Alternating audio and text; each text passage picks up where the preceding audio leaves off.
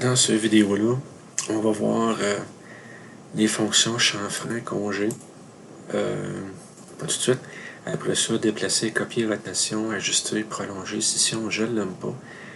Échelle, je vais le dire, puis décalage aussi. Celui-là, je vais le faire. Bon. Fait que pour congé, il apparaît la petite boîte de dialogue qui est ici. Bon.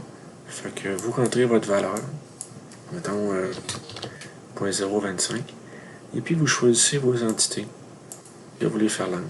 Fait que là, il a mis les contraintes tangentes, puis la valeur qui est là. Bon. Dans les valeurs, qu'est-ce qu'il faut ici? C'est qu'il retient les valeurs qu'on a faites précédemment. Sauf le 5 et le 6, ça c'était lui qui les avait mis. Puis le point 125 aussi, je crois. Donc, j'arrive ici, j'ai point 125, ok, ça c'est beau. Fait que pour les congés, il y a ça. Si vous avez remarqué ici, mon rectangle n'est pas coté. Parfois, quand on met un congé, que le rectangle est déjà coté, il n'aime pas ça. Fait que supposons que je vais en mettre un à un quart de pouce. Il va transformer un petit peu les cotes. Voyez-vous, fait que là, la cote, elle se trouve à rester rattachée à cette ligne-là. Fait que c'est pas tous les logiciels qui font ça.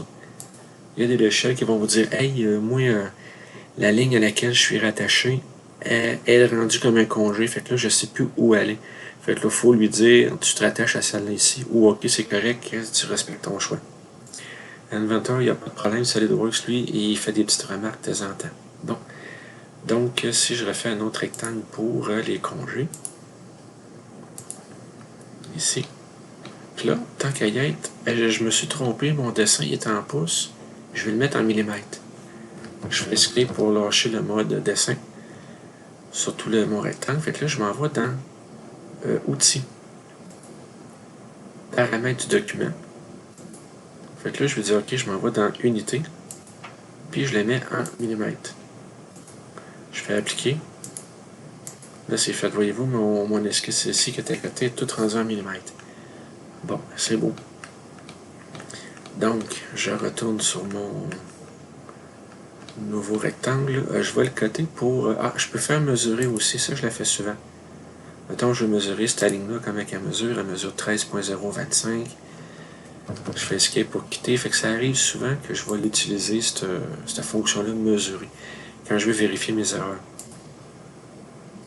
Bon, fait que c'est on a 31. Je vais le mettre à 35. Celui-là.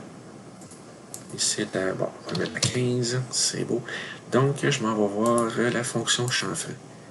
Fait que là, on a un petit peu plus de choix. Fait que avec les distances, fait que je peux y aller avec des distances égales. Je peux y aller avec, mettons, deux distances différentes ou avec l'angle, une distance. Fait que là, il me donne déjà le choix de...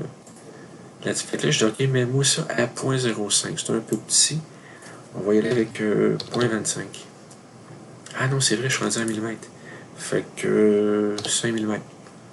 Donc, je clique celle-là ici, celle-là ici. Fait qu'il me code 5 par 5, c'est beau. Avec le point virtuel qui est là. Fait qu'il ne rapproche pas ces lignes de cote là-bas. C'est pas grave. Donc, ok. Fait que ça, c'était le premier mode de chanfrein. Il est le fun.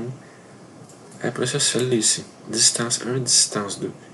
Fait que là, il est resté en pouce. Celle-là, je ne m'attendais pas. Fait que 5, 5, je vais mettre 3. Fait que j'en ai une à 5 et une à 3. Là, il faut faire attention dans l'ordre que vous cliquez vos lignes, que vous les sélectionnez. Fait que je prends L en premier, L en deuxième. Fait que voyez-vous, mon premier choix, il a mis 3 comme ça, qui était ma distance de 7 pieds. Mon deuxième choix, il a mis la cote 5 ici comme ça. Fait qu'on pourrait dire que bon, ma cote 5 est parallèle à mon choix 1, puis ma cote 3 est parallèle à mon choix 2. Ça va être correct. On va juste tracer ça là. C'est beau. Donc, ça, c'était le deuxième chanfrein. Si on va au dernier choix, un angle, fait qu'il y a une distance de 5 avec un 20 degrés. Fait que premier choix, deuxième choix. Fait que voyez-vous, premier choix, distance 1 parallèle, puis l'angle, il est encore par rapport à mon premier choix, ma première ligne. Fait que c'est comme ça que les chanfreins fonctionnent. Bon, pour le texte, mettons, vous faites ça ici. Fait que vous écrivez votre texte, allô, allô, hein. Fait que si je veux changer ma police, je sélectionne mon texte. Fait que là, je peux changer de police. Mettons, je prends celle-là ici. Je peux changer un petit peu ma hauteur, mais j'ai pas énormément de choix. Après ça, je peux le mettre gras, en italique, souligné, barré. On peut faire des images miroirs. Ça, il faudrait l'essayer. Fait que, il y a ça. Bon. Fait que, grosso modo, vous essayerez le texte, vous vous amuserez avec. Là, je fais escape pour quitter ça. Fait que, il est parti. Celle-là, je la ferai pas tout de suite. Rien qu'elle, je m'en sers à tous les dessins que je fais. Mais il faut déjà que j'aille commencer une pièce, que je sois déjà rendu à ma deuxième fonction minimum. Sur le premier coup, on peut pas vraiment la faire. Fait que ça va aller plus tard. Fait que là, je vais faire toutes ces commandes-là en quelques minutes. Déplacer, c'est assez facile. Vous sélectionnez vos entités. Vous pouvez faire une copie. Ou pas de copie. Vous pouvez avoir des coordonnées très précises que vous donnez. Fait que X, Y, Z en haut qu'on donne ici. Ou avec manuellement. Fait que tu dis, OK, mon point de base, mettons, c'est mon petit coin ici. Je m'en vais là-bas. Clic, c'est fait. Fait que votre esquisse est tassé. C'est rare que je prends les coordonnées précises parce que je leur cote après. Fait que ici, qu'est-ce qu'il dit? C'est par rapport aux contraintes. Est-ce que tu veux que les contraintes suivent? Est-ce que tu veux que si j'ai un problème, que je te le demande? Fait que tantôt, il va me le demander, probablement. Si je fais une rotation, il va dire, hey, tu as déjà des contraintes là, de verticale, horizontale, là, ça marche plus. Fait que je vais dire, OK, gars, change-moi ça, puis c'est beau. Au pire, je les mettrai plus tard. Fait que déplacer, fait que copier, c'est la même affaire. Fait que vous sélectionnez vos entités. Voyez-vous, la petite icône était bleue. Là, mettons, tu dis, je la mets dans le presse-papier, je fais un CTRL-C, des coordonnées précises, ou ben non, je pars, puis je m'en vais. Je vais m'éloigner encore un petit peu. On s'en va là-bas. Là, on peut en faire quelques-uns. Rotation. Ça se ressemble encore. Fait que, mettons, sélectionner mes entités ici. Quand je sélectionne, je pèse sur mon bouton, je fais une fenêtre, après ça, je lâche mon bouton. Selon mon angle, j'y mets, mettons, 35 degrés. Est-ce que je vais faire une copie ou pas de copie? Coordonnées précises, sinon ça ne me tente pas. Mon centre de rotation, je vais le mettre ça. Fait que c'est beau. Là, je termine. Bon, tantôt, ça a super bien été, puis là, il me fait dans les mains. Sélectionner, centre de rotation, ici. Il dit, hey, tu as des contraintes qui sont dépendantes d'un autre, puis ils vont changer. Ouais, vas-y. Fait que, mettons, j'ai pas donné d'angle. Je l'ai cliqué. Bon, tantôt, j'avais donné un angle, ça avait fonctionné, puis là, il n'y avait pas.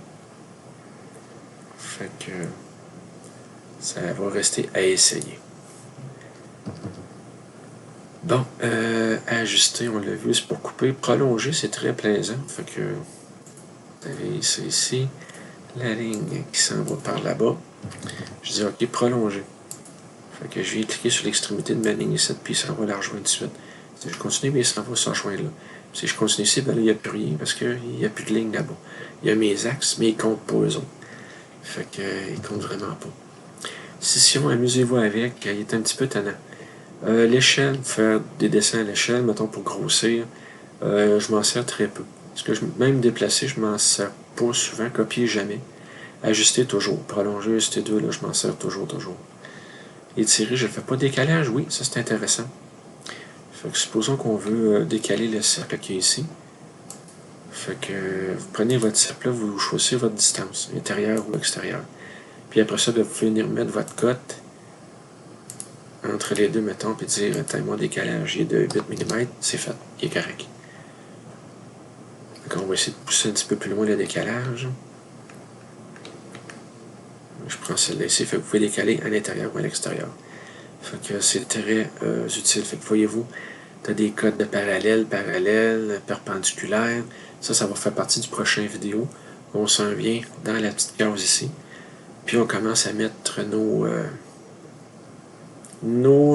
contraintes. Donc, je vous laisse là-dessus.